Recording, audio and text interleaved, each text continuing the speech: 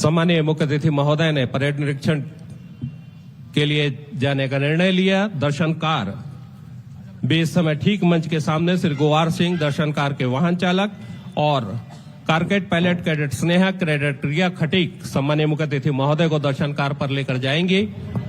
साथ में होंगे कलेक्टर बिलासपुर श्री संजय अग्रवाल, वरिष्ठ पुलिस अधीक्षक बिलासपुर श्री रजनेश सिंह और परेड की कमांडर श्रीमती अंशिका जैन। इस समय दर्शनकार पर सवार होकर आज के कार्यक्रम के सम्मानीय मुख्य अतिथि प्रदेश के युवा यशस्वी मुख्यमंत्री माननीय विष्णुदेव साय जी दर्शकों का अभिवादन स्वीकार करते हुए इस समय परेड निरीक्षण के लिए जाते हुए, साथ में कलेक्टर बिलासपुर, वरिष्ठ पुलिस अधीक्षक बिलासपुर और आज की परेड कमांडर श्रीमती अंशिका जैन भारतीय पुलिस सेवा की प्रशिक्षु अधिकारी हैं।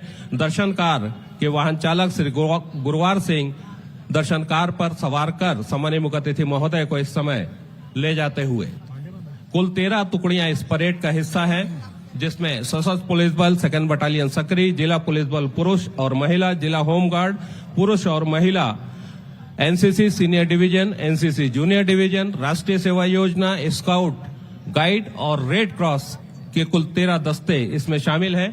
दर्शनकार पर सवार सम्मानीय मुख्य अतिथि महोदय दर्शकों का अभिवादन स्वीकार करते हुए श्री विष्णुदेव साय जी इस समय परेड निरीक्षण के लिए जाते हुए, और इस समय दर्शकों का अभिवादन स्वीकार कर रहे हैं माननीय मुख्यमंत्री महोदय, आज के इस गरिमामय समारोह के मुख्य अभ्यागत। दर्शनकार आगे बढ़ती हुई दस्तों के निकट पहुंचती हुई, पहला दस्ता जो आप देख रहे हैं इस मैदान पर सशस्त्र पुलिस बल 2nd बटालियन सक्रिय का है। श्री राजेश पटेल प्लाटून कमांडर इसका नेतृत्व कर रहे हैं। ठीक उनके सामने से दर्शनकार पर सवार आज के सम्मानीय मुख्य अतिथि महोदय माननीय श्री विष्णुदेव साय जी, माननीय मुख्यमंत्री छत्तीसगढ़ शासन। दूसरा दस्ता जिला पुलिस बल पुरुष का है, श्री चंदन सिंह मरकाम उप निरीक्षक इसका नेतृत्व कर रहे हैं। जिला पुलिस बल महिला का नगर सेना पुरुष का तीसरा दस्ता है, श्री राम नरेश यादव उप निरीक्षक इसका नेतृत्व कर रहे हैं। दर्शनकार धीरे धीरे आगे बढ़ती हुई, निरीक्षण करती हुई जिला पुलिस बल महिला का चौथा दस्ता है, प्रधान आरक्षक अनीता पाटले इसका नेतृत्व कर रही है। अगला दस्ता नगर सेना महिला का है, नायक रंजना मानिकपुरी इसका नेतृत्व करती हुई।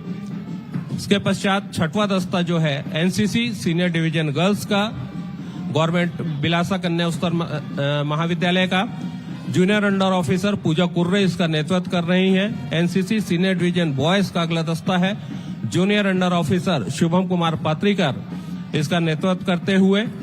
जूनियर डिवीजन एनसीसी बॉयज का यह दस्ता जिसके सामने दर्शनकार इस समय है, सीएसएम आरुष बघेल इसका नेतृत्व कर रहे हैं। जूनियर डिवीजन एनसीसी गर्ल्स का यह दस्ता सीएसएम निधि यादव इसका नेतृत्व कर रही हैं। जूनियर रेड क्रॉस का दस्ता सुश्री जरीन अंजुम दल नायक है इसका नेतृत्व कर रही हैं। स्काउट के दस्ते के समक्ष दर्शनकार पहुंचती हुई दल नायक डैनियल लांजेकर इसका नेतृत्व कर रहे हैं। अगला दस्ता 12वां दस्ता जूनियर डिवीजन गाइड का है, दल नायक त्रिशाली निर्मलकर इसका नेतृत्व कर रही हैं। और अंतिम दस्ता सफेद परिधानों में सजा हुआ जो आप देख रहे हैं, अटल बिहारी वाजपेयी विश्वविद्यालय का राष्ट्रीय सेवा योजना का यह दस्ता, दल नायक सुश्री मनीषा निषाद इसका नेतृत्व कर रही हैं। वाहन चालक गुरवार सिंह दर्शनकार के वाहन चालक है, जो सम्मानीय मुख्य अतिथि महोदय को परेड निरीक्षण कराने के उपरांत पुनः एक बार मंच की ओर ला रहे हैं। जिला पुलिस बल और केंद्रीय जेल का संयुक्त बैंड जो ये धुन बिखेर रहा है, राष्ट्रीय धुन बिखेर रहा है इस मैदान पर, उसका नेतृत्व हवलदार अमर संजय कुजूर कर रहे हैं। मुख्य द्वार के जो पायलट हैं जो सम्मानीय मुख्य अतिथि को मंच तक लाए थे, कैडेट बिंदिया निषाद और कैडेट आयशा कंवर, मंच के सामने दाहिनी ओर कैडेट प्राची भोई और कैडेट आरती नेताम आपको नजर आ रहे हैं, जबकि कारकेट पायलट हैं कैडेट स्नेहा और कैडेट रिया खटीक। एक बार फिर दर्शकों का अभिवादन स्वीकार करते हुए आज के कार्यक्रम के सम्मानीय मुख्य अतिथि माननीय श्री विष्णुदेव साय जी मंच की ओर आते हुए दर्शनकार पर, और इस समय दर्शकों का अभिवादन स्वीकार करते हुए बड़ी संख्या में आरक्षी गणांगन में मौजूद है बिलासपुर का जन जन, और माननीय मुख्यमंत्री महोदय उनका अभिवादन स्वीकार कर रहे हैं। गरिमामय समारोह के मुख्य अतिथि छत्तीसगढ़ के जन जन के नेता यशस्वी माननीय विष्णुदेव साय जी और दर्शन कार पर सवार हैं जिले के कलेक्टर संजय अग्रवाल सर और वरिष्ठ पुलिस अधीक्षक रजनीश सिंह जी। परेड की कमांडर और भारतीय पुलिस सेवा की प्रशिक्षु अधिकारी अंशिका जैन भी इस पे सवार हैं। और दर्शकों मंच के ठीक सामने पुनः एक बार परेड का निरीक्षण करने के लिए माननीय मुख्यमंत्री महोदय पहुंच चुके हैं और कुछ ही क्षण में वो हमारे बीच मंच पर होंगे। सम्मानीय मुख्य अतिथि महोदय ने परेड का निरीक्षण किया, 13 टुकड़ियों का निरीक्षण किया। इस मैदान के चारों ओर दर्शक अतिथियों का अभिवादन स्वीकार किया। आज हमन 77वां गणतंत्र पर्व मनावत हवन। आप मन ला गणतंत्र दिवस के गाड़ा गाड़ा बधाई और शुभकामना। जहां तक मेरी नजरें जा रही हैं, हर तरफ तिरंगे की शान दिख रही है। मां भारती की हर संतान उल्लास से भरी हुई दिखती है। हर नागरिक के हृदय में राष्ट्र प्रेम हिलोरे ले रहा है। हर नागरिक के भीतर राष्ट्र निर्माण के संकल्प की ज्योति जल रही है। मां भारती के ऐसे वीर संतानों का गणतंत्र दिवस के शुभ अवसर पर मैं हार्दिक अभिनंदन करता हूं। आज का दिन राष्ट्रीय पर्व की खुशियां मनाने का दिन है। आज का दिन राष्ट्र के लिए बलिदान देने वाले हमारे महापुरुषों को याद करने का दिन है। हम सब कृतज्ञ हैं उन सभी स्वतंत्रता संग्राम सेनानियों के प्रति जिन्होंने आजादी के लिए कठिन संघर्ष किया और भारत को दुनिया का सबसे बड़ा गणतंत्र बनाया। आज के दिन हम अपने संविधान निर्माताओं का स्मरण करते हैं। बाबा साहेब डॉक्टर भीमराव अंबेडकर द्वारा बनाया गया हमारा संविधान बाबा गुरु घासीदास जी द्वारा दिए गए मनखे एक समान के संदेश को आत्मसात करने की प्रेरणा देता है। भारतीय परंपरा में तुलसीदास और कबीरदास जैसे महान संतों ने राज व्यवस्था में अभिव्यक्ति की स्वतंत्रता को सबसे ऊपर रखा था। हमारा संविधान हर नागरिक को इसका अधिकार प्रदान करता है। भारतीय गणतंत्र ने एक ऐसा खुला समाज बनाया है जिसमें हर नागरिक राष्ट्र के लिए अपने विचार रख सकता है। आज के दिन देश के सभी नागरिक संविधान द्वारा प्रदत्त इन अधिकारों का उत्सव मनाते हैं। अभी हमने राज्य स्थापना का रजत महोत्सव मनाया है। हमारे पूर्व प्रधानमंत्री भारत रत्न श्रद्धेय अटल बिहारी वाजपेयी जी ने हमें छत्तीसगढ़ राज्य की सौगात दी थी। हमने उनके जन शताब्दी वर्ष को अटल निर्माण वर्ष के रूप में मनाया है। रजत जयंती के मौके पर संविधान के मंदिर, हमारे विधानसभा के नए भवन का लोकार्पण यशस्वी प्रधानमंत्री श्री नरेंद्र मोदी जी के हाथों संपन्न हुआ है। हमारी लोकतांत्रिक आस्था का प्रतीक यह भवन सही मायने में छत्तीसगढ़ी अस्मिता का प्रतिनिधित्व करता है।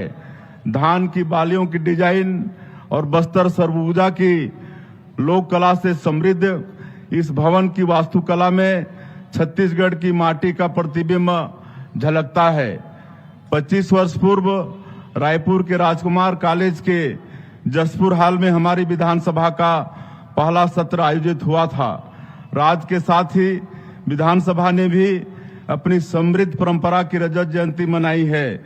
यहाँ ऐसी अनेक लोकतांत्रिक परंपराएं स्थापित हुई जिनका अनुकरण अन्य राज्यों की विधानसभा ने भी किया। इस वर्ष हमने राष्ट्रगीत वंदे मातरम की 150वीं जयंती भी मनाई।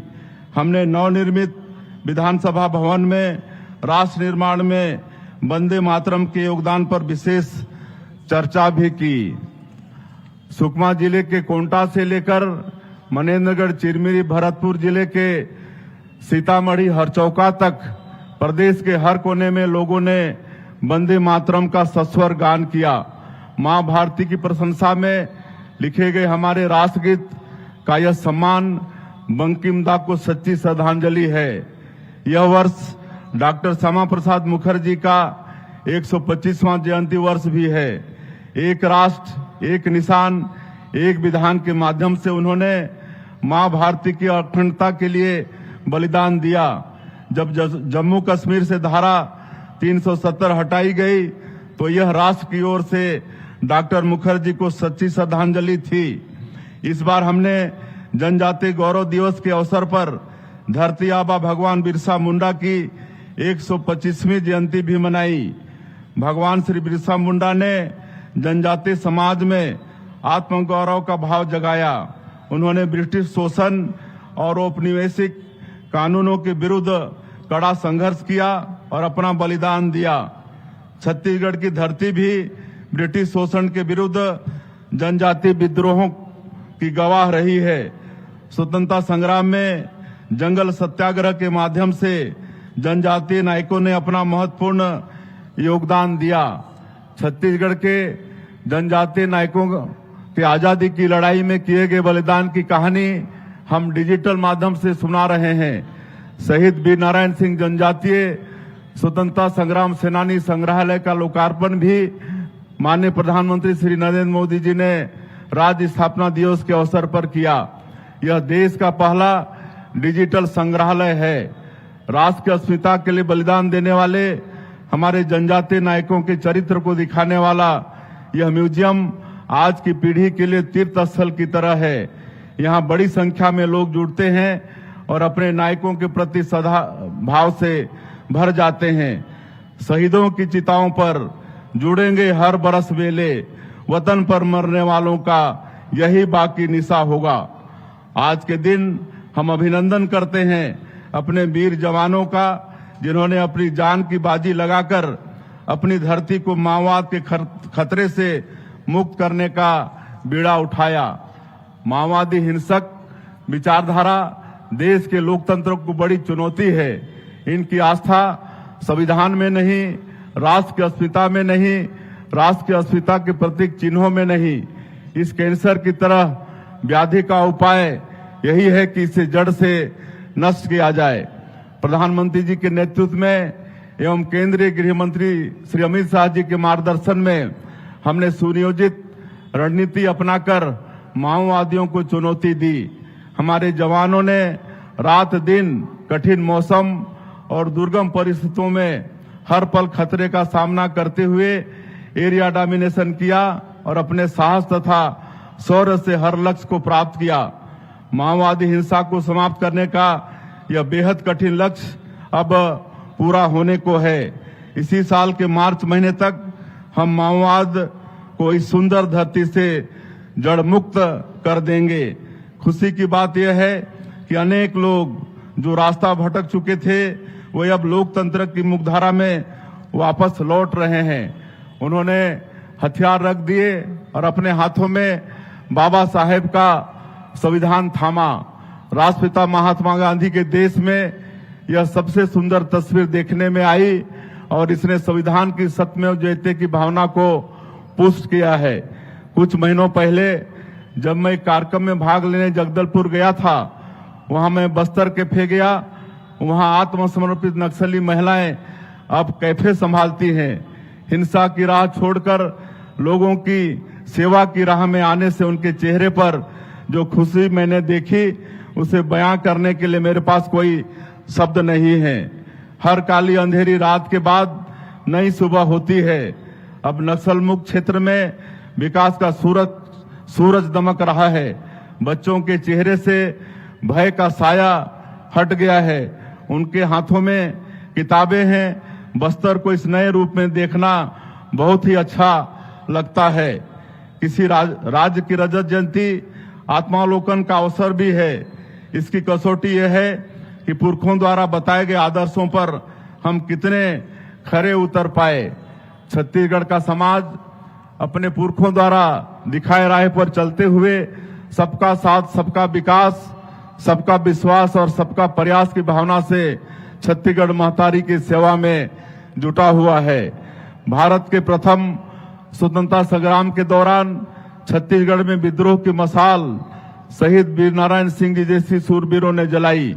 उन्होंने न केवल अंग्रेजी औपनिवेशिक शासन का विरोध किया, अपितु एक ऐसी वैकल्पिक व्यवस्था की राह भी दिखाई जो अंत्योदय के प्रति गहरी संवेदना रखती है।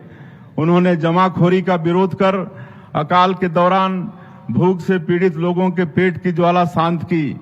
छत्तीसगढ़ का पीडीएस मॉडल शहीद वीरनारायण सिंह जी को सच्ची श्रद्धांजलि है। हमारे यहाँ कहावत है कि दुबर बरदू अषाढ़। इस कहावत से किसान भाइयों की दिक्कतें स्पष्ट रूप से समझ आती हैं कि खेती किसानी करना कितना कठिन कार्य है। राज बनने के बाद हमारी सबसे बड़ी चुनौती थी अन्नदाताओं का सुख और संतोष। इस रजत जयंती की यात्रा में हमने किसान भाइयों की मुस्कान उन्हें लौटाई है। आज छत्तीसगढ़ के किसान को धान का सबसे अच्छा मूल्य मिल रहा है। हमारे ग्रामीण परिवेश में समृद्धि का आकलन घरों के कोठार से होता है। कोठार अनाज से भरे हों तो समझ जाइए कि समृद्धि हर ओर फैली हुई है। हमारे प्रदेश का कोठार अर्थात हमारा धान का कटोरा धान से लबालब है। राज बनने के बाद व्यवस्थित रूप से धान की खरीदी हुई। जब धान खरीदी आरंभ हुई तो इसका आंकड़ा 5 लाख मीट्रिक टन था। पिछली बार खरीदी का यह आंकड़ा 149 लाख मीट्रिक टन तक पहुंच गया। हमने पिछले 2 साल में किसान हितैषी योजनाओं के माध्यम से किसानों के खाते में 1.5 लाख करोड़ रुपए अंतरित किए हैं। हमारी सरकार किसानों के हित में फैसले लेती है। अटल सिंचाई योजना के तहत वर्षों से अपूर्ण और लंबित पड़ी 115 सिंचाई योजनाओं को पूर्ण करने हमने 2800 करोड़ रुपए की योजना की मंजूरी दी है। प्रधानमंत्री जी ने दीपावली के मौके पर जो जीएसटी रिफॉर्म्स किए उसका सबसे अधिक लाभ हमारे किसान भाइयों को मिला। ट्रैक्टर और अन्य कृषि उपकरण काफी सस्ते हो गए। कृषि मशीनरी बेचने वाले कारोबारियों के लिए तो काफी व्यस्तता का समय रहा। खेती किसानी से वंचित उत्पादों पर कर घटाने का सबसे बड़ा लाभ यह हो रहा है कि हमारे किसान भाई आधुनिक खेती को तेजी से अपना रहे हैं। हमारे छत्तीसगढ़ का चावल 120 देशों में निर्यात होता है। लागत घटने और सरकार द्वारा अच्छा मूल्य मिलने से किसानों के लिए अपने उत्पादों को प्रतिस्पर्धी रखने में काफी मदद मिलती है। हमारा देश अन्य देशों के साथ व्यापार वार्ता भी कर रहा है। यह वार्ता महाशक्तियों के साथ भी हो रही है। प्रधानमंत्री जी ने स्पष्ट कह दिया है कि जो भी व्यापार समझौते होंगे उनमें किसानों का किसी तरह से अहित नहीं होने दिया जाएगा। डबल इंजन की सरकार किसानों के मुद्दे पर कभी झुकती नहीं, किसानों के मुद्दे पर सिर उठाकर खड़ी रहती है और किसान भाइयों को उनका हक दिलाती है। किसानों के साथ ही श्रमिक भाइयों की समृद्धि हमारी सर्वोच्च प्राथमिकता है। हमारी सरकार ने 2 वर्षों में 29 लाख से अधिक श्रमिकों को विभिन्न योजनाओं के माध्यम से 800 करोड़ रुपए से अधिक राशि अंतरित की है। महिला सशक्तिकरण के उद्देश्य को देखते हुए रात की पाली में भी महिला श्रमिकों के सशर्त नियोजन का प्रावधान किया गया है। 2 वर्ष में ही कर्मचारी राज्य बीमा अधिनियम के तहत बीमित कामगारों की संख्या 4,60,000 से बढ़कर 6,26,000 हो गई है। केंद्र सरकार ने जिन 29 पुराने श्रम कानूनों की जगह 4 श्रम संहिताएं लाई हैं, श्रमिक भाइयों के हित में उनका तेजी से क्रियान्वयन किया जा रहा है। हमारी सरकार ने 2 साल पूरे किए हैं। मोदी जी की गारंटी को पूरा करते हुए हमने पहले कैबिनेट की बैठक में ही 18 लाख आवास स्वीकृत करने का निर्णय लिया। प्रदेश में अब तक 26 लाख से अधिक प्रधानमंत्री आवास स्वीकृत किए जा चुके हैं। लोगों को आवास उपलब्ध कराने का यह काम हम मिशन मोड पर कर रहे हैं। मुझे आपको यह बताते हुए बहुत खुशी हो रही है कि हर दिन लगभग 2000 आवास प्रदेश में बनाए जा रहे हैं। यह गति पूरे देश में सबसे अधिक है। आप सभी छत्तीसगढ़ में हो रही आवास क्रांति के गवाह हैं। खप्पर वाली छतें अब बीते दिनों की बात हो गई। अब हर घर पक्का और बुनियादी सुविधा से युक्त है, जहां जल जीवन मिशन से शुद्ध जल मिल रहा है। राज्य स्थापना से पूर्व प्रदेश के लोगों को घंटों पावर कट का सामना करना पड़ता था। विद्युत उत्पादन के मामले में हम देश में अभी दूसरे नंबर पर हैं और पहले नंबर की ओर तेजी से अग्रसर हैं। आज प्रदेश के बीपीएल परिवारों को एकल बत्ती योजना के तहत निःशुल्क बिजली तथा शेष परिवारों को 24 घंटे रियायती दरों पर बिजली मिल रही है। एनर्जी सेक्टर में हम विकसित भारत और विकसित छत्तीसगढ़ की जरूरतों के अनुरूप कार्य कर रहे हैं। इसी क्रम में प्रधानमंत्री जी ने सीपत में 9,790 करोड़ रुपए के सुपर थर्मल पावर प्रोजेक्ट की आधारशिला रखी है। डबल इंजन की सरकार का फोकस शून्य कार्बन उत्सर्जन लक्ष्य को लेकर है और इसी के अनुरूप कोरिया, सरगुजा, बलरामपुर जैसे जिलों में सिटी गैस डिस्ट्रीब्यूशन पाइपलाइन पर काम कर रहे हैं। प्रधानमंत्री सौर घर मुफ्त बिजली योजना में केंद्र सरकार के साथ राज्य सरकार की सब्सिडी भी मिल रही है, जिसके चलते बड़ी संख्या में लोगों ने अक्षय ऊर्जा के लिए रजिस्ट्रेशन कराया है। हमने गेल से भी एमओयू किया है, जिसके तहत गैस आधारित उर्वरक परियोजना मुख्य रूप से 12.7 लाख मीट्रिक टन प्रतिवर्ष क्षमता वाले यूरिया उत्पादन प्लांट पर केंद्रित है। नक्सलवाद की वजह से बस्तर में योजनाओं का क्रियान्वयन धीमा रह गया था, लेकिन अब इसने रफ्तार पकड़ ली है। नक्सलवाद ने लोगों को बेघर किया। हम हथियार छोड़ मुख्यधारा में लौटने वाले लोगों को पक्का घर दे रहे हैं। इसके लिए 15,000 आवास हमने स्वीकृत किए हैं। पीएम जनमन योजना के माध्यम से विशेष पिछड़ी जनजाति के लिए हम अब तक 33,217 आवास स्वीकृत कर चुके हैं। हमने छत्तीसगढ़ महतारी को संवारने का संकल्प लिया है। छत्तीसगढ़ महतारी को गढ़ने में, संवारने में सबसे ज्यादा भूमिका हमारी माता बहनों की है। मुझे खुशी है कि महिलाओं के सम्मान का पूरा ध्यान रखते हुए हमारी सरकार महतारी बंधन योजना के माध्यम से करीब 17 लाख महिलाओं को प्रति माह 1,000 रुपये की सम्मान राशि प्रदान कर रही है। अब तक 23 किस्तों में 14,948 करोड़ रुपए की राशि माता बहनों के खाता में भेज चुके हैं। प्रधानमंत्री जी ने अगले 10 सालों में देश को मैकाले की मानसिकता से पूरी तरह से मुक्त करने का लक्ष्य रखा है। भारत एक समय विश्व गुरु रहा, लेकिन मैकाले की मानसिकता ने समाज पर ऐसा असर डाला कि लोग हर विचार को पश्चिमी नजरे से देखने लगे और अपनी भारतीय संस्कृति के आदर्शों को भूलते गए। इस मानसिकता को भारतीय मूल्यों से युक्त शिक्षा से बदला जा सकता है। जब हमने सरकार का कामकाज संभाला तो हमारे सामने एक बड़ी चुनौती शिक्षा को लेकर ही थी। यह 2 कारणों से थी। पहला तो कोविड, जो ऑनलाइन क्लासेस हुई उनसे बच्चों को काफी लर्निंग लॉस हुआ। बच्चों को पढ़ने लिखने और गणित की सामान्य क्रियाएं करने में भी परेशानी होती थी। इस लर्निंग लॉस को ठीक करना बड़ी चुनौती थी। इस पर हमने विशेष रूप से मेहनत की। दूसरी इससे भी बड़ी समस्या दूरस्थ एवं ग्रामीण क्षेत्रों में शिक्षकों की कमी की थी।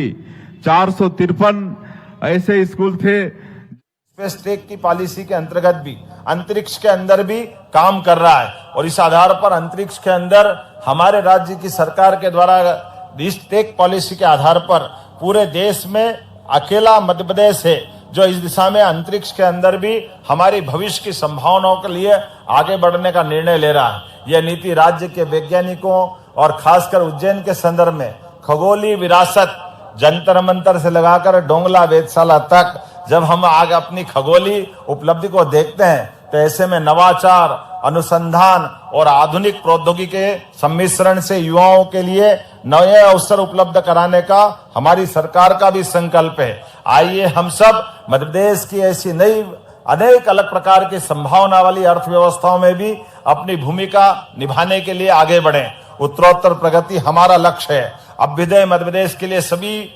खास करके सभी कार्य को मिला करके आज गणतंत्र दिवस पर मैंने अपने विश्लेषण से सुखद भविष्य की रणनीति बनाने का एक संकल्प पत्र सबके सामने रखने का प्रयास किया है।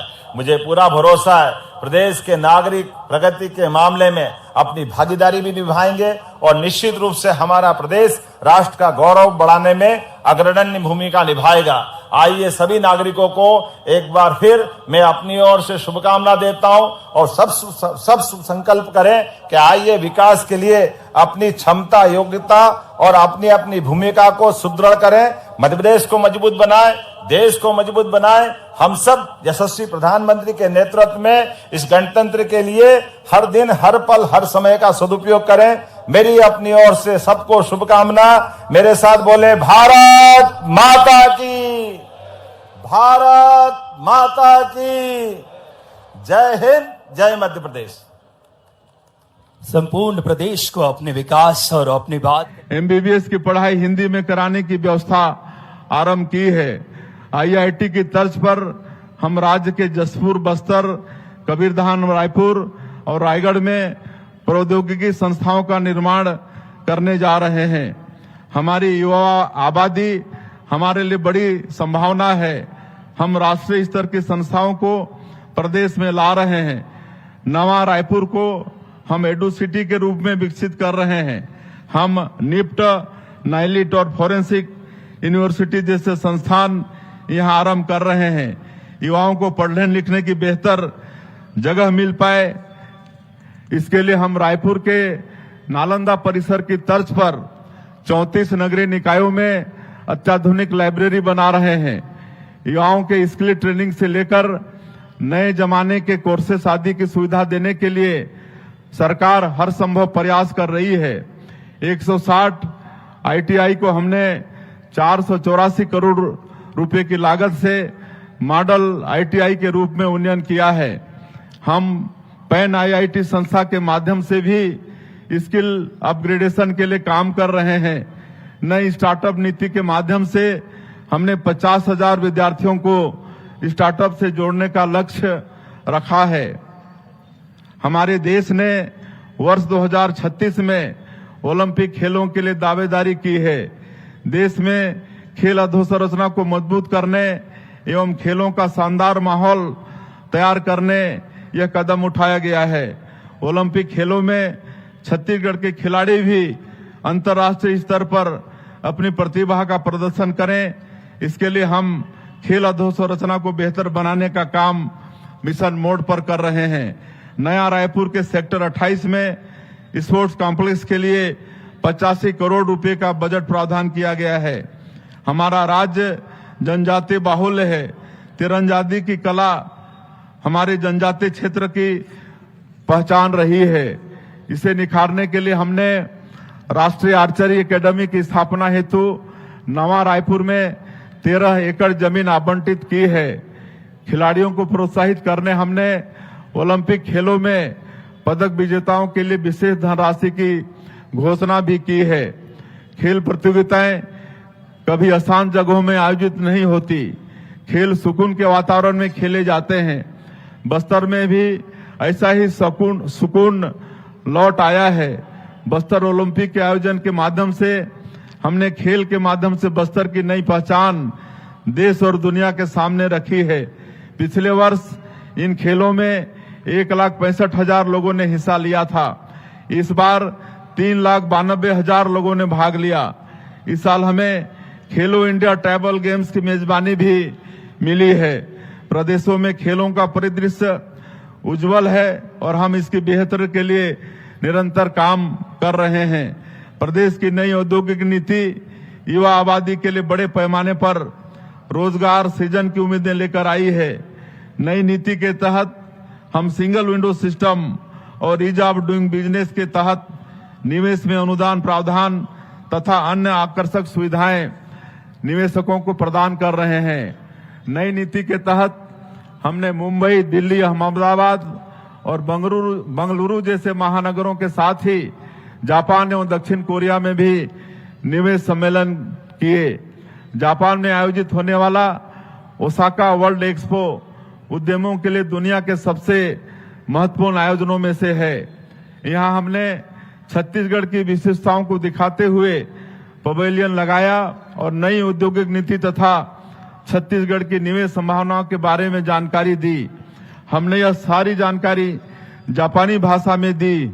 यह उनके लिए अनूठा अनुभव था। दोनों ही देशों के निवेशकों ने छत्तीसगढ़ में निवेश करने पर रुचि दिखाई है। देश दुनिया से अब तक हमें 7,83,000 करोड़ रुपए के निवेश प्रस्ताव प्राप्त हो चुके हैं। इन पर तेजी से काम किया जा रहा है। हमने स्टेट कैपिटल रीजन का निर्माण किया है और इसके तेज विकास के लिए प्राधिकरण का गठन किया है। व्यवस्थित विकास और फ्यूचर प्लानिंग के चलते यह रीजन देश के सबसे तेजी से बढ़ते औद्योगिक केंद्र तथा ईज ऑफ लिविंग के मामले में देश के अग्रणी शहरों में होगा। यहाँ हम ग्लोबल कैपेबिलिटी सेंटर स्थापित करने पर भी काम कर रहे हैं ताकि दुनिया भर की बहुराष्ट्रीय कंपनियां यहाँ से अपना कार्य कर सकें। भविष्य एआई का है। ऊर्जा की अपार उपलब्धता के चलते एआई से जुड़े उपकरणों की धुरी छत्तीसगढ़ से संचालित होंगी। हमने अटल नगर नवा रायपुर में एआई डाटा सेंटर पार्क आरंभ किया है। इसकी लोकेशन भी इसको महत्वपूर्ण बनाती है। यहाँ से देश के कोने कोने में डाटा सबसे कम समय में पहुंचाया जा सकता है। सेमीकंडक्टर यूनिट पर काम शुरू हो गया है। आईटी हब के साथ ही नवा रायपुर फार्मा हब के रूप में भी उभर रहा है। मेडिसिटी की पूरी तरह विकसित होने पर नवा रायपुर देश के सबसे महत्वपूर्ण मेडिकल हब में से एक होगा। छत्तीसगढ़ देश का दूसरा ऐसा राज्य है जहां जन विश्वास विधेयक लाकर हमने अनेक प्रावधानों को अपराध मुक्त कर दिया है। इससे उद्यमियों और कारोबारियों में उत्साह का माहौल है। नक्सलवाद के दंश ने बस्तर के विकास में काफी बाधा पहुंचाई। अब हमारे सामने बड़ी चुनौती यह है कि मिशन मोड पर विकास कार्य कर बस्तर को विकास की मुख्यधारा में शामिल किया जाए। हमने इसके लिए पूर्व में गंभीर रूप से नक्सल प्रभावित रहे गांवों में नियत नेला नार योजना शुरू की है। 69 सुरक्षा कैंपों के 10 किलोमीटर के दायरे में आने वाले 403 गांवों में इस योजना के तहत शासन के 17 विभागों की भागीदारी से 53 हितग्राही मूलक योजनाओं और 28 सामुदायिक सुविधाओं का क्रियान्वयन किया जा रहा है। जब पहली बार महतारी बंधन योजना के लिए सर्वे हुआ तो गंभीर नक्सल प्रभावित होने की वजह से इन इलाकों की महिलाओं को इस योजनाओं का लाभ नहीं मिल सका था। हमने इस योजना के तहत पुनः सर्वे किया है। अब इन गांवों की माता बहनों को भी इस योजनाओं का लाभ मिल रहा है। बस्तर में अधोसंरचना विकास के लिए जो मेहनत डबल इंजन की सरकार ने की है वैसी मेहनत कभी नहीं हुई। विशाखापट्टनम में गूगल द्वारा $15 बिलियन की लागत से एशिया का सबसे बड़ा डाटा सेंटर हब बनाया जा रहा है। विशाखापट्टनम से छत्तीसगढ़ एक्सप्रेसवे के माध्यम से जुड़ रहा है। यह एक्सप्रेसवे छत्तीसगढ़ की समृद्ध रेखा बनेगा और पोर्ट सिटी के माध्यम से छत्तीसगढ़ के उत्पादों को दुनिया भर में पहुंचाने में मदद करेगा। इंद्रावती और महानदी को जोड़े जाने की पहल बस्तर के विकास में महत्वपूर्ण भूमिका निभाएगी। बस्तर और सरगुजा के अंदरूनी इलाकों में सड़कें बनाने के साथ ही यहां लोगों को पब्लिक ट्रांसपोर्ट उपलब्ध कराने के लिए हमने मुख्यमंत्री बस सेवा योजना आरंभ की।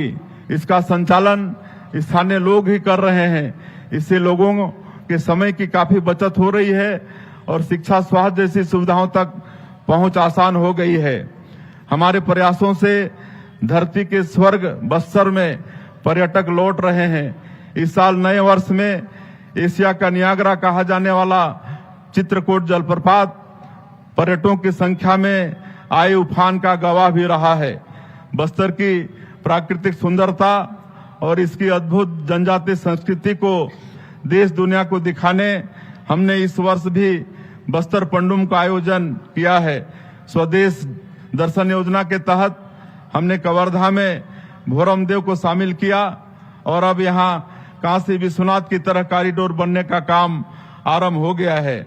हमें इस बात की हार्दिक खुशी है कि बिलासपुर जिले का कोपरा जलाशय छत्तीसगढ़ का पहला रामसर साइट घोषित किया गया है। इससे जैव विविधता को सहेजने में मदद मिलेगी। संस्कृत की श्रेष्ठ कविता मेघदूत की प्रेरणा कालिदास को सरगुजा से मिली। सरगुजा संभाग धरती के सबसे सुंदर हिस्सों में से है। यहाँ पर्यटन को प्रोत्साहित करने हम काम कर रहे हैं। छत्तीसगढ़ का शिमला कहा जाने वाला मैनपाट में भी पर्यटकों की संख्या बढ़ी है। नई औद्योगिक नीति में पर्यटन को उद्योग का दर्जा देने और होम स्टे में निवेश पर आकर्षक प्रावधान देने का बेहतर नतीजा सामने आ रहा है। जसपुर में सबसे बड़े प्राकृतिक शिवलिंग मधेश्वर महादेव के दर्शन के लिए भी बड़ी संख्या में श्रद्धालु पहुंच रहे हैं। जसपुर का मायालय भी स्वदेश दर्शन योजना में शामिल हो गया है। रेल, सड़क और हवाई सेवाओं के विस्तार का असर सरगुजा संभाग के तेज विकास में नजर आ रहा है। यहाँ निवेश पर किए गए आकर्षक प्रावधानों के चलते तेजी से आर्थिक निवेश हो रहा है। शिक्षा और स्वास्थ्य से जुड़ी अधोसंरचना को भी हम बेहतर कर रहे हैं। जसपुर में मेडिकल कॉलेज की स्थापना के लिए 359 करोड़ रुपए स्वीकृत किए गए हैं। इसके साथ ही यहाँ 220 बिस्तर वाले अत्याधुनिक अस्पताल के निर्माण के लिए भी 32 करोड़ रुपए की मंजूरी दी गई है। नगरीय निकायों की सुंदरता एवं यहाँ बुनियादी सुविधाओं को सुनिश्चित करने हम मिशन मोड में काम कर रहे हैं। इसके अच्छे नतीजे सामने आए हैं। स्वच्छता सर्वेक्षण में छत्तीसगढ़ के सभी शहरों ने अच्छा प्रदर्शन किया है। प्रधानमंत्री जी ने मन की बात कार्यक्रम में बिल्हा की स्वच्छता दीदियों की प्रशंसा भी की है। रायपुर को प्रॉमिसिंग स्वच्छ शहर का पुरस्कार मिला है और गार्बेज फ्री सिटीज की 7 स्टार रेटिंग मिली है। 3 लाख से 10 लाख की आबादी वाले शहरों की श्रेणी में बिलासपुर को दूसरा स्थान प्राप्त हुआ है। मुख्यमंत्री नगरोत्थान योजना के माध्यम से हम 525 करोड़ रुपए की लागत से सभी नगर निगमों में अधोसंरचना के बुनियादी महत्व के कार्य करा रहे हैं।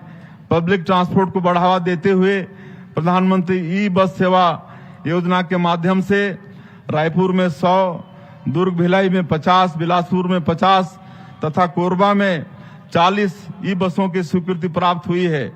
अटल जी के जन्म शताब्दी को यादगार बनाने हम सभी नगरीय निकायों में अटल परिसर बना रहे हैं। अटल जी द्वारा दिखाए गए सुशासन की राह पर हम निरंतर चल रहे हैं। प्रशासनिक कार्यप्रणाली के हर स्तर पर सुशासन को अपनाया गया है। सुशासन की पहली शर्त है पारदर्शिता। इसे अपनाते हुए हमने डिजिटल गवर्नेंस को हर स्तर पर अपनाया है। ई ऑफिस के माध्यम से हमने सरकारी कामकाज में समय सीमा, गुणवत्ता और पारदर्शिता स्थापित की है। बायोमेट्रिक अटेंडेंस हमने सभी विभागों में लागू किया है। ठीक सुबह 10 बजे अपनी उपस्थिति बायोमेट्रिक अटेंडेंस के माध्यम से दर्ज करानी होती है।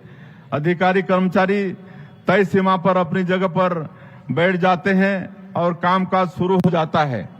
हमने खरीदी में जेम पोर्टर को अपनाया है और इससे सरकारी खरीदी में होने वाले भ्रष्टाचार पर रोक लगी है। शासन प्रणाली में आए इन असाधारण बदलावों का असर राज्य की जीएसडीपी में नजर आ रहा है।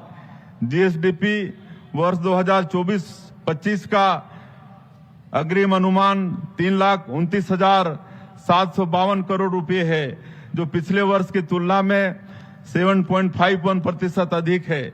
इसी प्रकार 2023-24 की तुलना में राज्य की प्रति व्यक्ति आय 9.37% बढ़कर 1,62,870 रुपए हो गई है। हमारी छत्तीसगढ़ी संस्कृति का संरक्षण और संवर्धन हमारे लिए सबसे अहम है। श्री राम लला हमारी सांस्कृतिक आस्था के केंद्र हैं। श्री राम लला अयोध्या धाम दर्शन योजना से अब तक 40,000 से अधिक श्रद्धालु प्रभु श्री राम के पुण्य दर्शन का लाभ ले चुके हैं। भारत भूमि विलक्षण है, जहां उत्तर, दक्षिण, पूरब, पश्चिम हर कोने में पुण्य स्थल मौजूद हैं। प्रदेशवासियों को इनके दर्शन कराने मुख्यमंत्री तीर्थ दर्शन योजना भी शुरू की गई है, जिसमें अब तक 5000 श्रद्धालु तीर्थ स्थलों का दर्शन कर चुके हैं। अभी रायपुर साहित्य उत्सव का आयोजन हमने किया। इस आयोजन के माध्यम से हमने ज्ञानपीठ पुरस्कार प्राप्त स्वर्गीय श्री विनोद कुमार शुक्ल सहित दिग्गज साहित्यकारों की प्रेरणा को नई पीढ़ी तक पहुंचाने का प्रयास किया है। अपनी बोली, भाषा, लोक कला, लोकगीत और सांस्कृतिक धरोहरों को सहेजने हम ऐसे कार्यक्रम करते रहेंगे। राज्य के सर्वांगीण विकास में शांति, सुरक्षा एवं कानून व्यवस्था की प्रमुख भूमिका रही है। इसमें हमारे छत्तीसगढ़ पुलिस के जवानों का अनुकरणीय योगदान है। इन्होंने सुरक्षा व्यवस्था बनाए रखने के साथ नक्सल विरोधी अभियानों में अदम्य साहस का परिचय देते हुए अनेक जवानों ने अपना सर्वोच्च बलिदान दिया है। इस उत्कृष्ट कार्य के लिए छत्तीसगढ़ पुलिस बल में कार्यरत समस्त बल को समान स्वरूप राज्य स्थापना की 25वीं वर्षगांठ का पदक प्रदान किए जाने की मैं घोषणा करता हूं। विकसित छत्तीसगढ़ के लिए बनाए गए अंजोर विजन डॉक्यूमेंट के अनुरूप हम लगातार कार्य करते रहेंगे। जन भागीदारी से हम छत्तीसगढ़ महतारी को संवारते रहेंगे।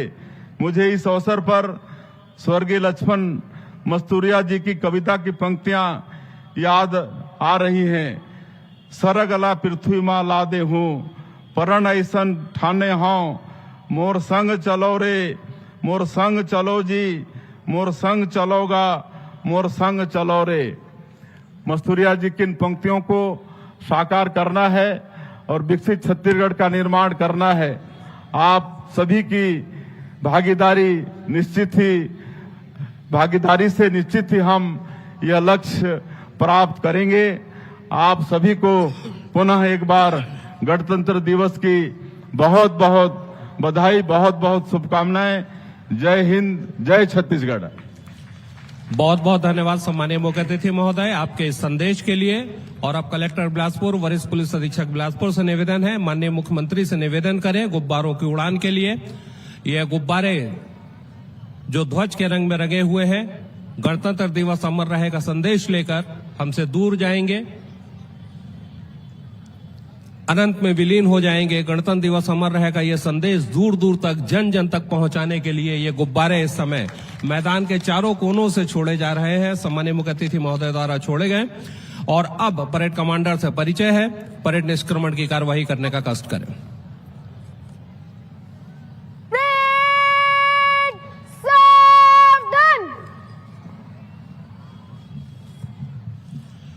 एक बार परेड कमांडर फिर मुख्य मंच की ओर आती हुई और आज के कार्यक्रम के सम्मानीय मुख्य अतिथि महोदय माननीय श्री विष्णुदेव साय जी, माननीय मुख्यमंत्री छत्तीसगढ़ शासन से निवेदन करेंगी, परेड को निष्क्रमण की अनुमति चाहेंगी और कुछ ही क्षणों में यह परेड मैदान से निष्क्रमण होगी।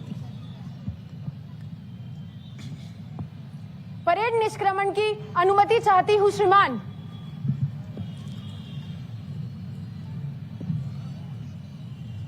माननीय मुख्य अतिथि महोदय द्वारा आज की परेड कमांडर श्रीमती अंशिका जैन को परेड निष्क्रमण की अनुमति प्रदान की है और अब परेड 2IC मानकुंवर सुधार को निर्देशित करेंगी परेड को निष्क्रमित करने के लिए।